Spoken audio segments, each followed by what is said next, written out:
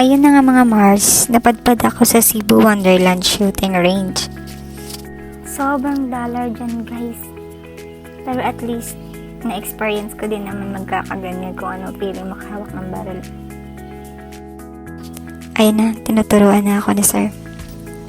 Mabait naman na naturo sa akin kasi nga Bisaya din eh. Kaya nagkaintindihan kami.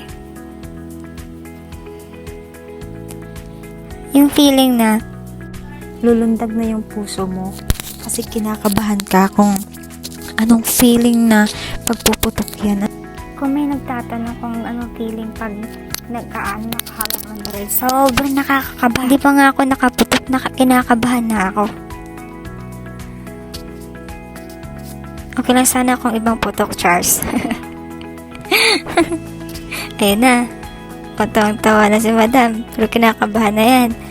Yung hindi mahilig magkape pero kinakabahan na yan. Nanidervous na yan. Oops. Ayun na. Back. Na. Agenda, last one. Tingnan mo kaya dyan. Paulit ka kasi. Tingnan mo daw dyan. Dyan ka tumitingin. Ayun na. Ay. Kinakabahan. Ang bigat-bigat guys. Nakakakaba pala pag nakahawak ka ng ganyan. Lalong-lalo na pag di ka kriminal na mamatay tao. Kasi nakakabat talaga pag pinuputok yan. Kasi nga, umaano yung tunog niya sa puso mo. Parang naapektuhan yung puso mo. Ayun na, patingin nga. Nakakailang shot na kaya yung madam na yan. Nasilip-silip ko dun.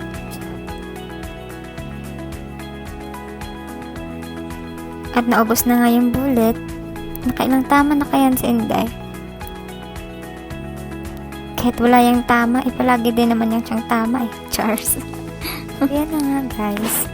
Worth it din naman yung nagastos kasi nag-enjoy din naman ako. Next time ulit. Thank you.